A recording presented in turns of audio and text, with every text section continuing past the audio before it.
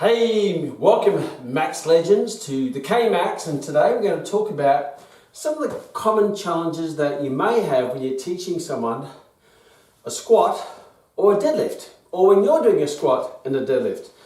And some of the things that I've been informed from some of my graduates, Adam in particular, he shouted out and says, so how do you overcome this challenge? And two of the challenges that he has is getting people to do a deadlift properly with the bar going over their knee, and they find it a bit awkward.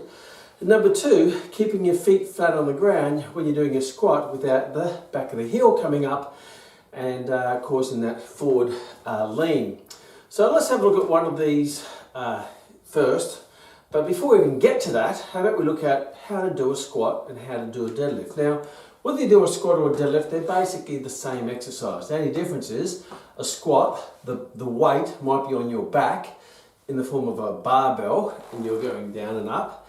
And a deadlift is the weight, you shift the weight from here to the front of your thighs and you go down and up. Or you may use dumbbells or kettlebells with one weight in the middle, or doing a dumbbell in each arm. So let's have a look at the fundamentals of doing a squat, and I'm going to try to make it very simple, very easy, without making it too complicated. So before you even start using a weight, it might be good to teach people how to basically do a squat with their own body weight.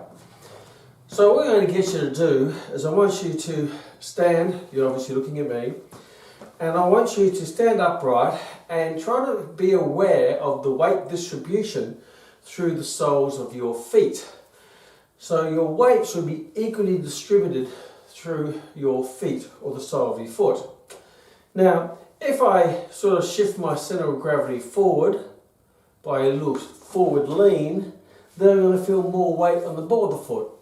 If I shift my center of gravity or my midline backwards, I'm going to feel weight on the heel of the foot. What you want to do is you do a squat, you want to keep your weight equally distributed. So rather than when you go down you feel the weight on the ball of the foot, or you go down you feel the weight on the heel of the foot, that's not what you want to feel. You want to feel it going equally through your entire foot. So a good starting point is, rather than thinking about bend the knee, release the hip, keep the back straight, all those complex movements which tend to confuse you, just keep it really simple. Is your weight distribution through your feet. And all I want you to do from here is be aware of your weight distribution, even close your eyes if you want, so you're more sensitive, if that makes sense. And from there I just want you just to release your joints, your hip and the knee, without consciously thinking which one should go first, but release them together and just keep your center of gravity through the center of your feet, so the weight is equally distributed through your foot, and just release down and come up. Release down and come up without being too conscious of what you should be doing. Just keep that weight distributed through the center, or equally distributed through the soles of your feet. Down and up. And if you do that, you find that you tend to naturally just go into that natural position that's ideal for you, because everybody is biomechanically different lever lengths. Therefore, someone tall with long levers and someone short with short levers, they're going to squat slightly differently, but the fundamentals will be the same. The joints, the hip, the knee and the ankle will all release together, though you keep the center mass through your center line of your body, coming down and up. Now, some of you may feel that you want to take your arms out because you think your calves or your Achilles is inflexible, therefore you feel that as you go down is that your heels come off the ground. And the reason for that is because you're not actually distributing your weight equally through your foot, you're putting it onto the balls of the feet. So from here, just keep the weight equally distributed and then release down and release the hip, release the knee together. Now some might be able to keep your back more upright, some may want to flex the hip and have that little forward lean. Doesn't really matter as long as your back is straight, whether it be in the upright position or slight forward lean, as I do. I tend to have to lean a little bit more. It means I basically release the hip a bit more to keep my weight equally distributed throughout my foot. And try to avoid putting a little block underneath your heels, because that's cheating.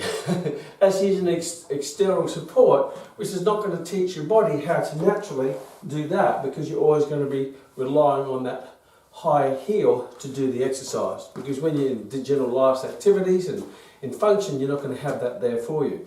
If I'm going to pick something up off the ground and you have a nice strong base, I want to keep my heel on the ground so I have a good support through my foot to lift the weight up. So that might be a good starting point, just to teach yourself and your clients how to control your weight and keep it in a line with your center line, your center mass, while doing the exercise, while keeping the weight equally distributed throughout your feet. So now let's go to another common challenge that people will have when they're doing, say, the barbell deadlift. Now my suggestion is, even before you get to the barbell deadlift or the barbell squat, that you teach people how to just basically use your own body weight, and then you can progress on to using dumbbells. Now, dumbbells in each hand for a number of reasons. Number one, dumbbells are functional because when you pick things up off the ground, whether it be picking up your baby or picking up the washing or picking up your shopping or picking up a rock in the garden, the weight is down here. So to train with the weight down here rather than up here or in front here, then it's going to be more natural anyway and more functional related to daily life activities. So you may grab a couple of dumbbells. I've got a couple of plates here. I've got 2 plates. Keep them in line with your center of gravity or your center of mass, your midline, right? And then do the exercise from there. You may find it actually easier with a little bit of weight in the hand than your own body weight, because the weight tends to pull you down and ground your feet into the ground. So it can be quite helpful if you find someone's finding it a bit awkward with their own body weight, put a bit of weight, not too much weight, where they, when they actually lose their form. Enough weight just to keep themselves a bit grounded, and then keep your down, same philosophy, weight equally distributed throughout your feet, down and up. If you can see from the side, I'm keeping the weight in alignment with my midline, or my center of gravity or center of mass, down and back up, down and back up. Now some people may feel they still have that little need, the heel comes off the ground. Well, that's okay, use the weight to counter that. So what you might do is, to keep the heel on the ground, you need to flex the hip more to keep your weight onto the heel. So if I stay upright, try to stay upright, and I try to keep my back straight, my knee's going to go forward, it's going to lift my heels off. How do I counter that? Is release in the hip. Stick the bottom out, and that'll bring the heels down. If I stay upright, the knees go forward, putting more stress on the knees. Take the stress off the knee, release the hip, put the weight more back onto your heel, where the weight is now equally distributed.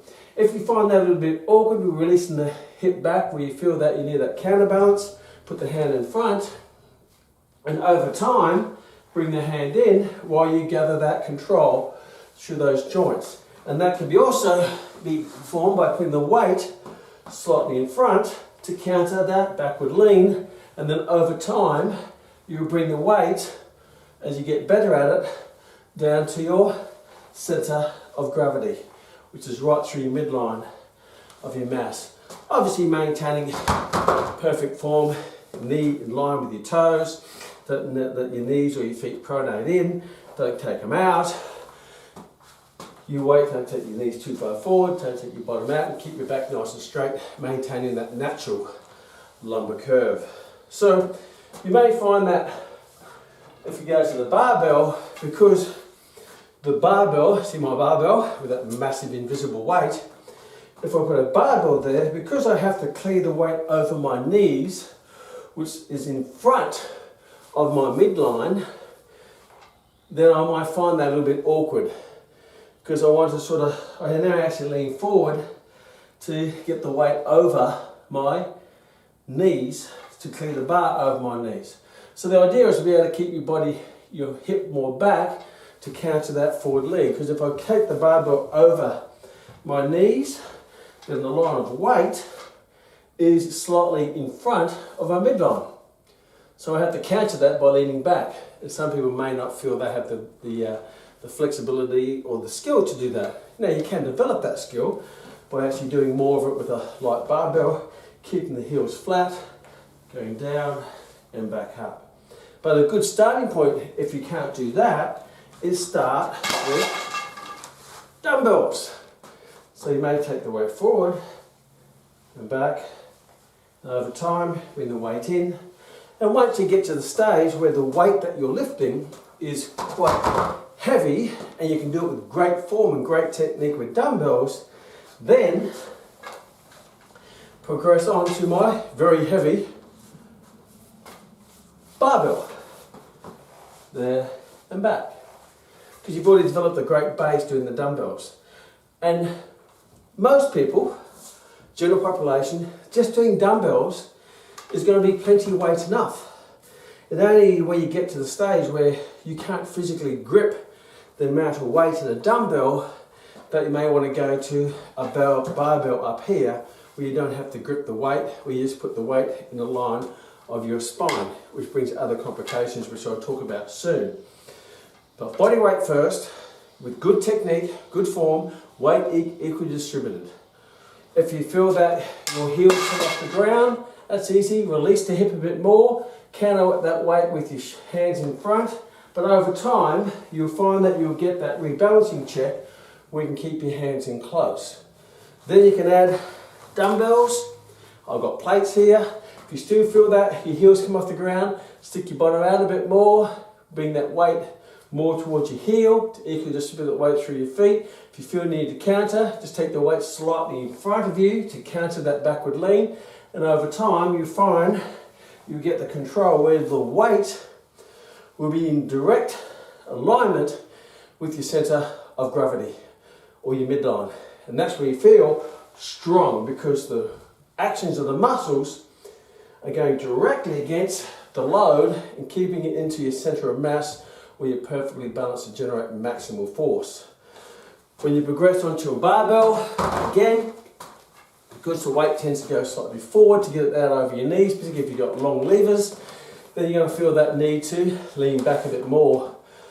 But over time, starting with light weights, you'll be able to get that nice balance to go into a good barbell deadlift. Even though I don't believe a barbell deadlift is necessary, because you can still get plenty of work just doing the dumbbells, or using quite significantly heavy dumbbells, keep it in the middle, so now you don't have to worry about your knees, because your knees can go forward past the weight rather than having the weight in front of your knees. So your weight can be behind your knees closer to your center of gravity or your midline, rather than putting the weight in front.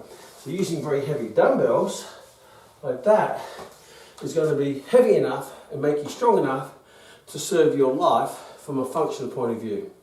It's only maybe if you're a competitive powerlifter, you need to lift very heavy weights for your sport. It might be a front rower in the All Blacks, in rugby union, where you need that high levels of power and force, that you may go to a barbell, and may also go to a barbell on your back. But the challenge with the weight on your back is that for the general population, this in itself is an awkward position, because I take my shoulder into abduction, lateral rotation, which puts my shoulder in dislocation position, and it's very uncomfortable if I don't have the flexibility. Plus, to accommodate for that, if I don't have flexibility in the spine, I tend to stick my neck forward, and I feel shoulder pain, neck pain, so that's awkward. Even for myself, who's an athlete, I used to do these when I was young, but obviously I'm suffering the consequences of it now. So that's quite uncomfortable. Plus, it makes me top heavy. The weight's up high, which means I'm top heavy. That means it gives me less stability. Plus, the weight is going directly down my spine in a loaded position, causing compression forces through my vertebral column, which is not ideal with compression forces through your vertebral column, because that can put stress in your lower back if you're not used to it. So yes, you may be able to justify it if you're a powerlifter, Olympic lifter, and maybe you're playing in the All Blacks for the front rower, or whatever, front row of a rugby league, where you need to develop massive compression forces through your spine. Then you can do it in a controlled way. But for 99.9% of us mere mortals, just doing dumbbell squats, dumbbell deadlifts, and maybe barbell deadlifts, if I have the skill, will service our optimal strength needs to live an optimal life and a quality of life with the strength. Because any more strength beyond what you need is really putting your body into the red district, a little bit of the red line, a little bit of the danger zone. I mean, you're getting stronger, but it's not actually serving you your life. Optimal strength, where any more strength gains beyond your requirements is not needed, but it's putting high amounts of stress through the body. And from a sporting point of view, optimal strength is any more strength gain beyond my performance is not going to add to my performance. So you get to that level of strength that you need. Now certainly sports such as if you're a front rower or a forward in rugby union or rugby league, you're going to need a higher level of strength, like a wrestler, high level of strength. But if you're doing a sport which you have to overcome a lighter implement, whether it be tennis or badminton or baseball or cricket, then you're not going to need those high levels of strength, or basketball for that matter. So if you're going to go onto the barbell squat up here in the shoulders, that's going to be more reserved for elite athletes who've already, if you're going to do that, you've already developed a high level of strength doing dumbbell squats, dumbbell deadlifts, and barbell deadlifts to a very high level of strength, and then maybe you can justify putting it on your back. But for 99.9% of the population, all you're doing is increasing the risk of injury, discomfort, and pain, and possibly damage.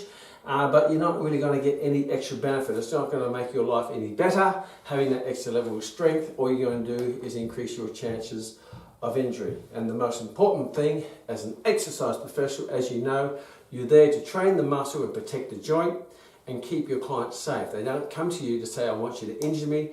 They come to you because they want you to improve their performance, to improve their quality of life. So see you in the next Kmax.